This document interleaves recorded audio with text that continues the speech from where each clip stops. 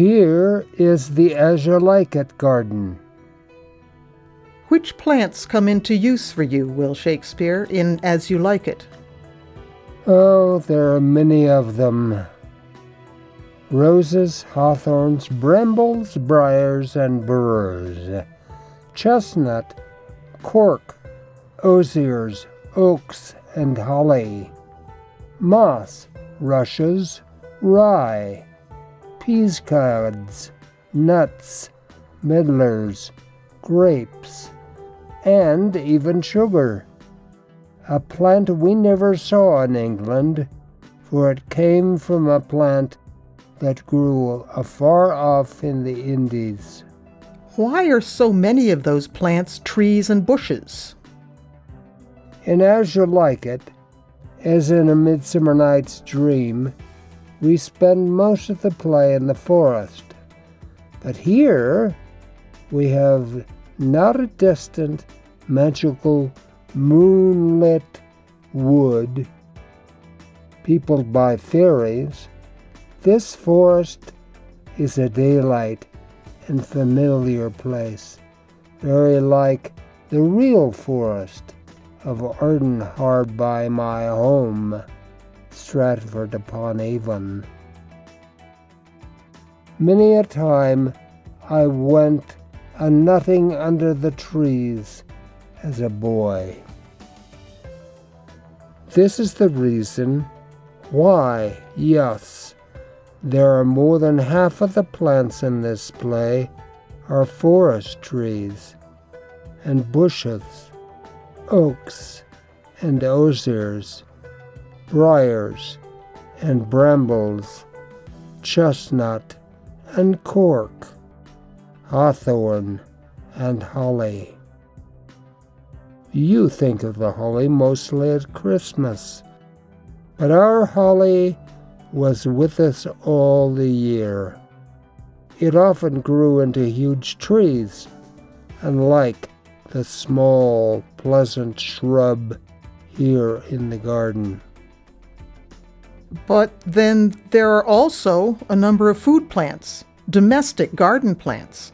What are they doing in the play?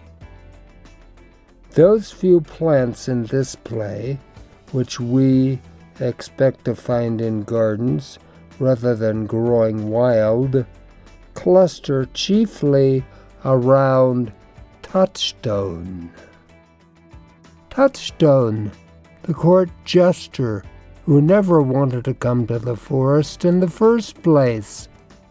Rosalind calls him a meddler, which is both someone who meddles in others' business, but also an orchard fruit, a kind of pear.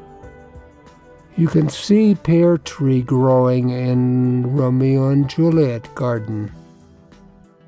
The gardeners have trained and pruned it to keep its branches against the wall, in a formal shape, very unlike any forest tree.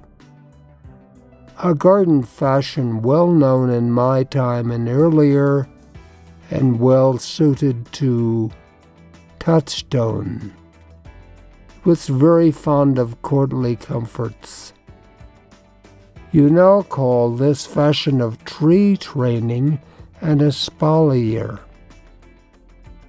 Touchstone spins his jests in the garden, with peascods, grapes, and roses. He calls to mind, when he is in love, she was a mere milkmaid, but he never dared tell his love. Rather, he betook himself to a kitchen garden and tearfully wooed a peascod instead. Nowadays, you call it a peapod. Rosalind's name means beautiful rose, but he adds its thorns in his own body voice when he mocks Orlando's love verse with body couplets of his own.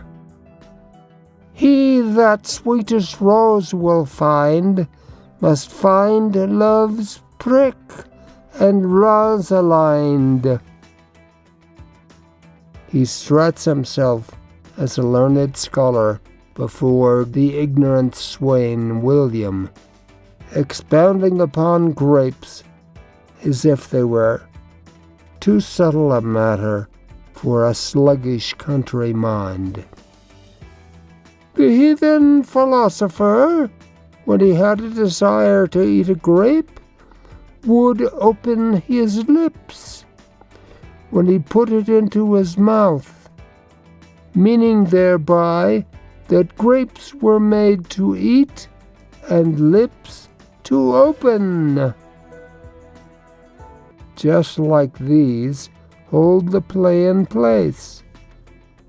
The forest, in As You Like It, is wild and dangerous, a place of much wisdom and folly, but never very far from life of courts and towns, plowed fields, well-ordered gardens, and the streets of Stratford were just out of sight beyond the edge of the wood.